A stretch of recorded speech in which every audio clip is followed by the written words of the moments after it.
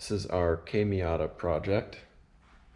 K-swap into a 99 Miata NB1. And the first thing that you'll notice about a K-swap Miata, especially this one, is sort of nothing. Just looks like a regular Miata. No crazy hood cuts or really anything to see from the outside.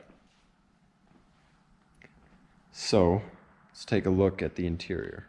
So taking a look at the inside here, still sort of not much to see. Just looks like a Miata, all looks stock. The ECU tucked way down under there. It's probably too dark to really see it. And if we fire it up,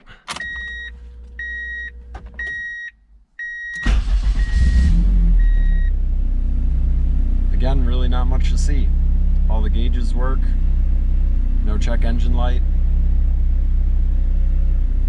Sort of seems like a regular Miata.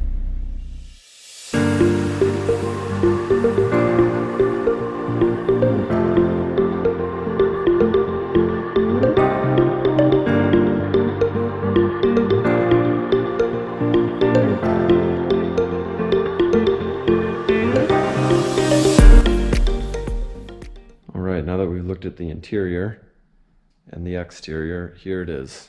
This is what everybody came here to see. So this is the K24Z3, which was found in 2009 to 2014 Acura TSX.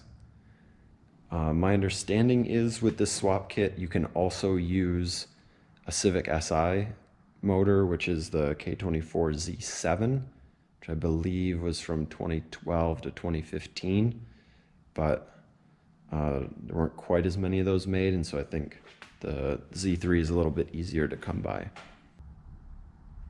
The purpose of this video is really just to give a quick overview and kind of the anatomy of this swap, where everything's located, what things exist or don't exist, and it's really not meant to be a full in-depth discussion of every different part, and it's definitely not meant to be a how-to. To be honest, the instructions are really good that K-Power provides. About a 60-page manual that they provide with the kit, and it is also available on their website.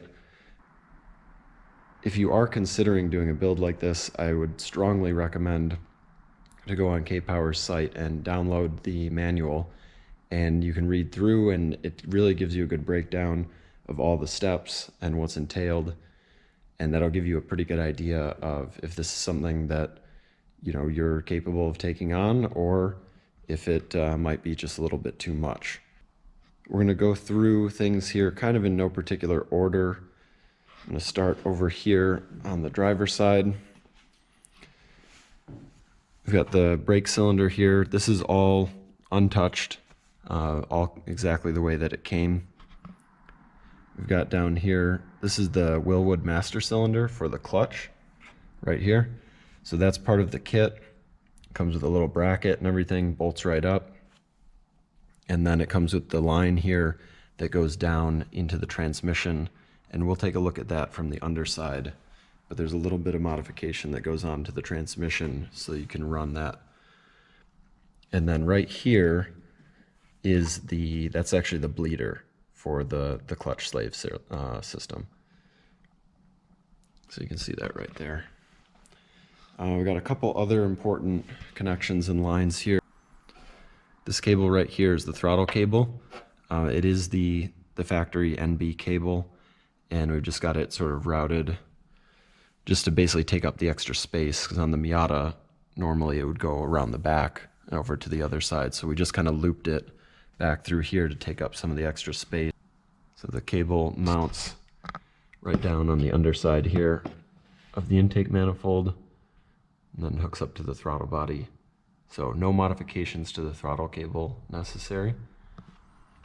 This guy right here, this is actually the intake for the idle air controller. So that's mounted, it's way down under there, the idle air control valve. That's something that you can get off the shelf at most parts stores. They provide a part number in the instructions for that. If we take a look a little deeper down, yeah, you can see the starter down here. So this is just a K-series starter. And then this is the lower radiator hose and the thermostat housing, which is down here on the driver's side. So all that's pretty much off-the-shelf stuff, including the hose. They do provide a part number for a hose that works really well for that. It's really hard to see from this angle, but there's two hoses coming off of the thermostat housing. Those run up, go over to the heater core. The other important line that we have in here coming off the intake manifold, this is for the power brakes. I don't really love the way that I did this, but unfortunately there's a one-way valve in this part of the hose that's actually very important to the function of the brakes. So we sort of kept that piece of it and then just bridged in some AN line to get a vacuum source over to it. All right, coming over to the front of the car, you can see that this is an upgraded CSF radiator, but it is the original Miata fitment. So there's nothing that you have to modify with the radiator, and K-Series run pretty efficiently. You could probably just run the stock radiator, but his was in kind of tired shape, so we opted to go with a little bit higher performing one. Down here in the front of the engine, we got the alternator, water pump, tensioner, idler pulley. All this is just off-the-shelf K-Series stuff. Most of it came with the used engine. Up front here you can see the intake that we set up.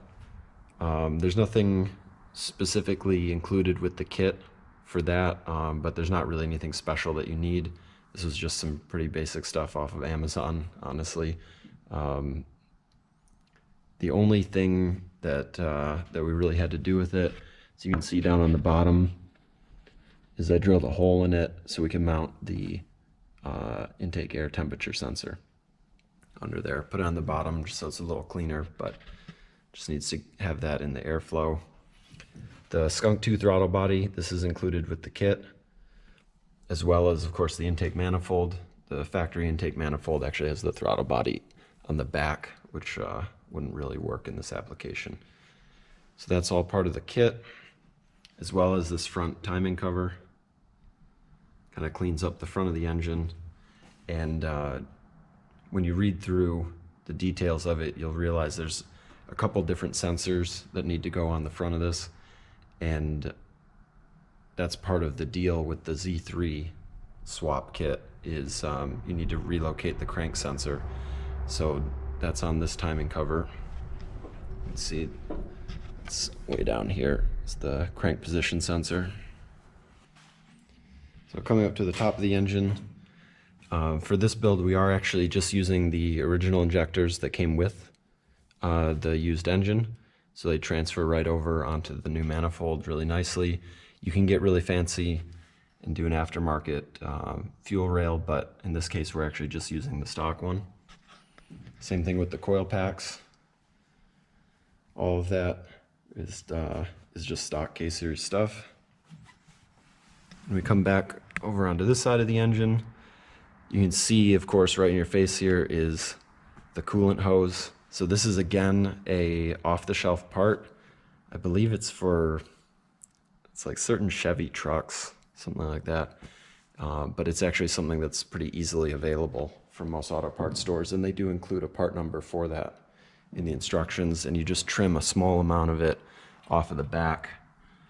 But runs off the back of the engine and around, very similar to anybody who's seen a coolant reroute in a stock Miata layout. It's kind of the same issue, sort of dealing with a front-wheel drive engine put into a rear-wheel drive orientation. And then here, this is sort of the big defining characteristic of the K24Z3, which is the integrated exhaust manifold. So you can see it's kind of an unusual layout for an exhaust, but it actually just comes out all in one port, almost like a turbo setup kind of, which actually does lend itself pretty well if you are going to do a turbo build on your K-swap. Makes it pretty straightforward. And then over here, so there's sort of basic K-series things. You can see the oil filter down there. And then this is the VTEC solenoid. A lot of people ask, this is a pressure switch for the VTEC system. And it basically disables the system if you have low oil pressure. But a lot of the aftermarket and sort of swap community, that doesn't get used anyway. I think there's even some OEM versions of it that don't have it. So it's not terribly important, but if you take it out, oil will shoot out of there. So for now, that's staying in. One other note that we were looking at the fuel rail here. So it's actually pretty straightforward. I think the NB build overall is a little bit easier than the NA because the fuel system is sort of already set up to work with a K-series format. As you can see, the K-series is a returnless rail. There's only one line in. There's no return line to the tank, which is also how NBs are set up from the factory. So what we did, we ended up just bending this fuel line here. We ended up just bending this fuel line here to kind of get it up and out of the way, and then just used a small piece of rubber line to make the connection on the back there. So pretty straightforward. On the NAs, because they're set up with a return system, you do have to add an additional regulator and plumb that up. It's actually pretty straightforward. It's common on a lot of the K-swaps on some of the older Hondas, work the same way. So it's not a big deal, but on the NB, it just turns out a little bit cleaner. And then coming over to the fuse box here, this was basically the way it's described in the instructions. You can see this is the main fuse. It is a bit broken, common Miata stuff. People tend to try and remove them with pliers, but they are held in with a 10mm bolt. So what we did is we used that bolt to add a couple of power lines with inline fuses, then go through into the engine harness and power the ECU. So since we were talking about the wiring, you can see on here, this is the K-Power harness that they sell. It's not included with the kit, but I highly recommend it. You can use a factory harness, but there's a few things that you have to modify because of some of the sensors are a little bit different and the injectors are different. You end up using an A2, a K24 A2 harness, and then modifying it. So you have to change the injectors, you have to change a couple of other connections on it. And to be honest, it just wasn't worth the headache to go through that. And this harness turned out really clean, so made it super easy. And they just kind of leave you with a bunch of flying leads on the inside that you route when you got the dash out and you're putting all that stuff together. It's pretty simple to just splice them in where they need to go, which brings everything in the dash alive. One thing I didn't want to forget to mention is, as far as modifications to the Miata itself to accept this swap in it, it's very minimal. You can see right here where the downpipe comes in that we machined off just a little bit there. It's pretty easy to do because you can actually, do the test fits with the engine already installed in the car and sort of trim it as needed. The one you have to do before the engine goes in is under here. There's a little bit of this shelf that kind of sticks out. It's a little bit hard to see with all this stuff here, but it's detailed in the instructions. There's a little bit there that you need to trim just to make sure that you don't have a clearance issue back there. One of the other questions we get on this build is about the hood clearance, especially when we were first putting it together. We had the hood off for quite a while we were working on things. And when you look, that engine sits awfully high. That's one of the things about the K24s is it's kind of a long stroke, so it results in rather long or tall engine. But on the NBs, it actually seems to fit pretty well. We did cut out just this one rib of the hood. It doesn't really seem to have any negative consequences, but otherwise that'll touch down right on the top of the valve cover here. I think NAs have a little bit more trouble with that type of thing, and there is an alternate valve cover that you can get that's been machined to kind of have a chamfered front edge to give a little bit more clearance. I don't think it's necessary on most NB builds, but if you were really having trouble with fitment, that's another thing that's offered.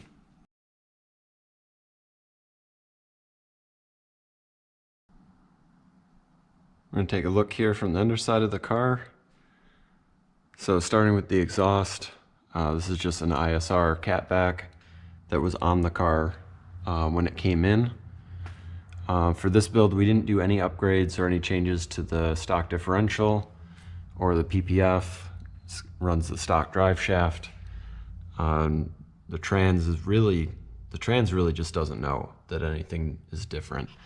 All the wiring is the same, speed sensor, everything for the trans there. You can see the exhaust here. So this downpipe is part of the kit from K-Power, and that does kind of an unusual thing because the exhaust is on the wrong side for what a Miata would normally be. So it comes down here underneath the trans. I think in some cases you may have to trim a little bit of the trans there, but that may be specifically to the 6-speed, but on the 5-speed here, we didn't have to do any of that. And then what we did have to do with the exhaust, because we didn't order the exhaust from K-Power, we just used the existing ISR catback that was in the car. It ended, so this is all part of the kit up to this flange. So the ISR catback, or pretty much any Miata catback, ends right about here. So what we ended up doing is just cutting it back so then we could use the existing flange and then just weld it in a couple pieces here to extend it and get the orientation right. So now it all just unbolts really nicely if we need to. And you can see over here, made just like this little cover plate.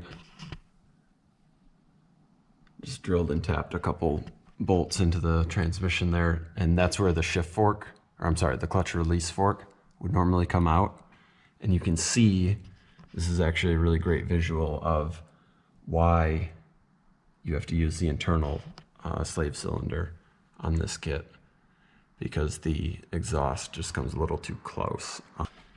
If we look over on this side of the transmission, you can see this is where we mounted the oxygen sensor. I opted to go for the bungs that are a little further down. You can see there's some up on the top of the downpipe, but it's a little bit cleaner setup, and oxygen sensors can sometimes be a little sensitive to heat. So this is just a factory oxygen sensor stock that would come with the TSX, and it plugs right up to their harness. And one of the cool things about the Honda oxygen sensors is they are a factory wideband. So just plug and play out of the box. The ECU can read the wideband signal, which is really helpful in diagnosing or tuning. And you can see up there the two braided lines there, and little holes that we had to drill in the trans to pass those through. So those go up to the master cylinder and to the bleeder, which we showed earlier in the video. So it can seem a little bit daunting when you're getting into that, but it's really just a couple of holes, notch the end of the transmission, and then to clear the starter there, and then all just drops into place. So moving up towards the front of the car a little more, you can see the adapter plate here goes between the engine and the transmission. And this is really one of the sort of the heart of this kit, is it allows the transmission and the engine just to be bolted directly together. And then when you use that in conjunction with their flywheel, you can actually just use a stock Miata clutch or a stock style Miata clutch. Then you can just see back there, that's the engine mount for the driver's side, and then similar on the passenger side. So that's all part of the kit. and that allows it to directly bolt up. Doesn't require any modifications, at least to the mounting points of the subframe. See here, bolts right in using the factory location on both sides. The only modification that was really required to the subframe, and again, this is detailed in their instructions, is just shaving down some of this edge here. And they tell you exactly how much. And to be honest, we probably could have gone a little further. And you can see on this side, the clearance is a little better. You can kind of get a picture of what we removed there. It's probably only about a 1/4 inch. We talked about the adapter plate a little bit already. The other sort of key piece to this kit is this oil pan. So in order to fit, you can see obviously everything, it's a pretty snug fit here, especially around the steering rack. Again, it is detailed in the instructions. You do trim off a little bit of the steering rack. Honestly, we just followed the instructions with all that. Cut where they said to cut, and the engine went in on the first try. So it's definitely something that I was trying to avoid when we were doing this install, is getting the engine part way in and finding out we had an issue. So you can see this oil pan is a pretty unique design. This is really the main sump over here, and this is where the pickup tube is, which is also something that they provide. It's a different pickup so that it comes across the top of the subframe and actually picks up from the rear here. You can actually see a little bit of the heat marks from the welding in there. There's some nice baffles and trapdoors to keep all the oil in the right place. And then at the front here, we get asked a lot of questions about why the oil pan has this big sort of box at the front. And what that is, on the Miatas, the oil pump is actually driven off of the crank directly. And so the oil pump sits up higher, doesn't get in the way of the steering rack or any of that. The K-Series all have a chain-driven oil pump that actually bolts onto the bottom of the block. And so that's pretty much what's inside that box. And then you can see there's another drain port, so you can drain both sides of it. And then they give you this port up here, which can have a couple different functions. It can be used to check the oil level, similar to a manual transmission. You can fill it up until it starts to come out of that hole. And then they have some instructions on trimming the dipstick as well, because the dipstick actually would go basically right into the steering rack. So you fill it up to that level and then check it with the dipstick, and you trim the dipstick until it can fit all the way but still get down into the oil. This is another view here, the lower coolant hose. This is pretty cool, off the shelf. They give you that part number. No